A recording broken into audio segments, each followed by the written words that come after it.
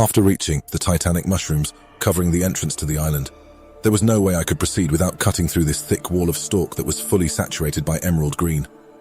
I drew my sword and swung with all my might, only to hit the air and fumble inside. To my amusement, and a tad late convenience, the stalks bent sideways and opened a path for me inside. As I walked forward, the densely populated mushrooms continued to shift and bend, leading me for a good while until I reached what seemed to be the core of the island. It was a spacious open area with a small pond colored in thematic green. Gazing at it longer, I felt mesmerized and drawn toward it.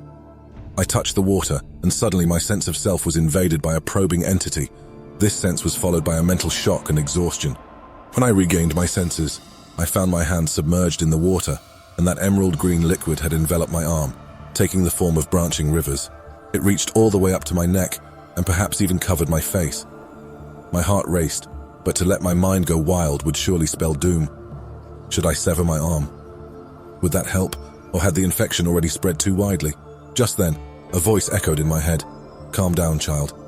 We mean you no harm." My mind was invaded again, but this time a sense of peace and stillness flowed into me. I watched calmly as the branching green liquid started retracting from my body. It happened slowly at first, then picked up pace, dripping into a small puddle before collecting itself into a shining ball. It floated before me, emanating an aura of serenity.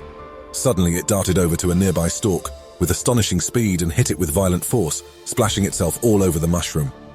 A chunk of mass tore itself from the stalk seconds later and started to sludge towards me. As it sludged, it took the form of a giant slime first. As it continued, it sculpted itself violently, shedding the excess of its form and gradually taking the form of a human. Not only that, it took on the shape of Master, I exclaimed in astonishment. I finally found... I barely managed to utter these words in my exhausted and delusional state before succumbing to unconsciousness.